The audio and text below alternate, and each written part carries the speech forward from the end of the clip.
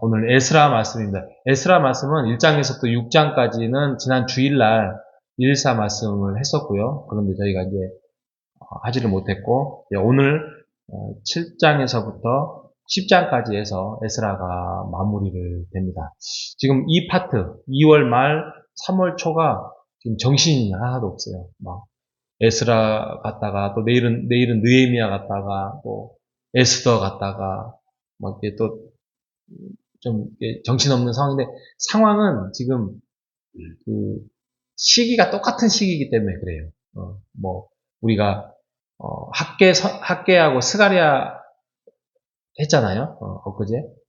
지금 학계, 스가랴, 그 다음에 에스라, 느헤미야. 이게 지금 거의 동시적인 시대라고 생각하시면 돼요. 성경은 이렇게 분류를 하다 보니까 떨어져 있을 뿐이지, 에스라는 이제 어떻게 보면 선지서가 아니죠. 선지자가 아니죠. 그냥 여기 보면은 학자예요. 학자. 율법에 능통한 학자. 그래서 이렇게 떨어져 있을 뿐이지 지금 같이 묶어서 가야 됩니다. 그래서 먼저는 이제 에스라를 간단하게 배경과 구조를 살펴보면, 에스라가 언제 존재하냐면 2차 귀환할 때 돌아와요. 1차 때는 수룹바벨 할 때 스가랴가 성전을 건축하러 이렇게 오잖아요. 이렇게 돌아오면서 성전을 재건을 하죠. 그러니까 에스라가 1장에서 6장까지가 그 본문을 다루고 있어요.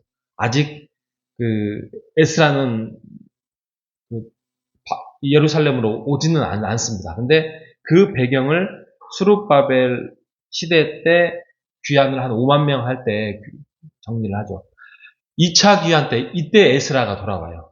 이게 오늘 본문인 에스라 7장에서부터 10장까지의 본문입니다. 그냥 오지 않고 그 당시에 페르시아 왕인 아닥사스다 왕이 너희들 성전 건축하고 또 다른 사람에게 도움을 나라에 가서 좀 도움을 가서 여러 가지 물품들을 많이 제공을 해요. 이방 왕이 그렇게 했다는 거예요. 하나님의 백성이라는 것을 깨달았는지 아니면은 굉장히 선한 왕이었는지는 모르겠지만, 아무튼 돌아가서 제사도 드리고 또 너희들 성전 건축에 또 부족한 부분들을 채우고 하라고 그 이방 왕이 이렇게 제공을 해요. 이때 돌아온 때는 사람들은 얼마 되지 않아요. 한 1750명 정도 돼요. 얼마 되지 않아요. 그리고 3차 기환이 이루어져요. 3차 기환 때가 성벽이 좀 무너졌나 봐요. 성벽 재건을 하러 도움을 했던 사람이 느헤미야. 내일부터 이제 느헤미야 말씀이 들었는데, 성벽 재건을 위해서 3차 기환이에요. 그러니까 남유다가 멸망을 할 때 세 번의 포로로 끌려가잖아요. 근데 세 번의 또 귀환이 이루어져요.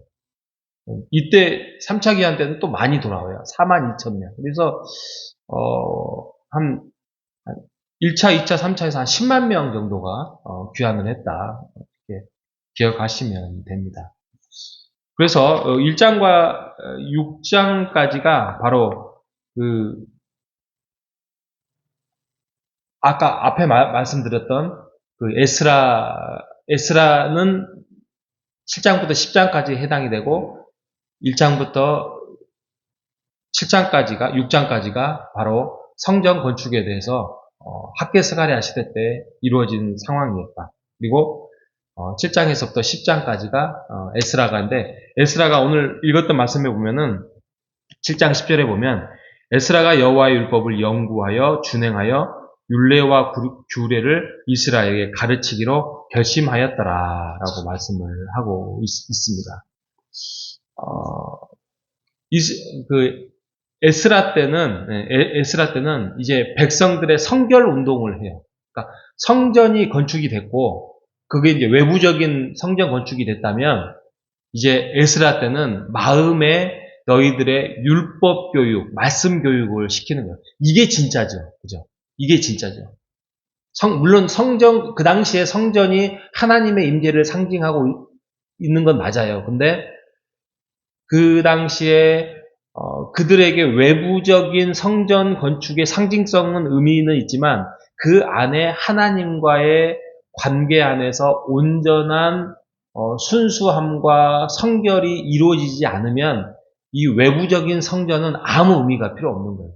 그래서 1차적으로는 성전이 먼저 이루어지고 외부적으로, 내적으로 이제 성결 운동을 일으키려고 에스라가 등장을 합니다. 이게 하나님이 일하시는 방법이에요. 그래서 7장과 8장이 에스라의 예루살렘 귀환에서 이제 이스라엘 백성들의 성결 운동, 마음의 온전한 회개 운동이 이루어지죠. 아니나 다를까 그 과정 속에서 9장 같은 경우 보면은 에스라의 회개 운동이 이루어지고 있는데 그 안에 그 사이에 10장에 보면은 이방인들과 통혼하는 사건에 대해서 이제 사건이 이루어지고 그거에 대해서 이스라엘 백성들이 말씀을 통하여서 회개하고 쫓아낼 사람들은 쫓아내고 회개할 부분에 대해서 회개하고 금식하는 내용이 나오고 있습니다. 그래서 에스라는 두 파트로 나누면 돼요. 앞부분은 외적인 성전 세우는 운동이고 7장에서부터는 내부적인 하나님 앞에서 내적 회개 운동을 통해서 정화 운동이 이루어진다라고 생각을 하시면서 에스라를 읽어보시면 될 것 같습니다. 우리가 마지막으로 말씀을 이제 나누고자 하는 것은 하나님께서 하나님의 일을 이루고자 하는 그 계획 속에서 하나님이 사람들을 항상 붙여주셔요. 우리도 그래요. 꼭 그때 그 상황 하나님께서 사람을 붙여주시고 또 하나님이 그것을 돌이켜 주고 그것을 우리가 깨닫고 순종하는 것이 우리의 몫이고 순종하지 않고 그러면 굉장히 힘든 시간들을 아무런 무의미한 시간들을 보낼 수밖에 없는 것입니다. 그래서 하나님의 시간이라는 게 참 성경에는 카이로스 막 그런 헬라어가 있는데 하나님의 시간이라는 굉장히 중요한 의미가 있습니다. 그래서 하나님의 시간표를 우리가 깨달아 알아가면서 하나님이 말씀하시고 보내주시고 또 교회를 통하여서 또 가정을 통하여서 사람을 통하여서 그런 것들을 일을 하실 때 우리가 즉각 순종해 나가면 우리의 마음도 즐겁고 또 우리의 하나님을 향한 순종함으로 인하여서 칭찬도 받고 할 수 있는 것입니다. 그러기 위해서 뭐가 필요하냐면 말씀이 필요한 거예요. 말씀을 가까이 할 때 이게 문구 하나하나를 가지고 우리가 이걸 이렇게 하는 게 아니라 말씀을 내가 놓지 않고 이렇게 새벽에 또 114 영상을 통하여서 또 내가 성경을 읽어가면서 할 때 나에게 와닿는 어떤 신비한 성령의 일하심, 하나님의 인도하심이 우리에게 임할 때 그것을 즉각 순종해 나가는 것. 이것이 하나님이 주신 우리의 최고의 선물입니다. 여러분, 말씀을 함께 가까이 하면서 살아가면서 듣고 읽고 깨닫는 삶을 살아가면 우리의 삶은 지금보다는 몇십 배는 더 풍요롭고 마음의 기쁨과 어떤 때는 성령의 큰 잔잔한 어떤 큰 파도가 우리에게 다가올 것입니다. 여러분, 그 말씀 속에서 우리가 늘 승리하며 이기며 살아가는 우리 모두 되시기를 주님의 이름으로 축복합니다. 하나님 감사합니다.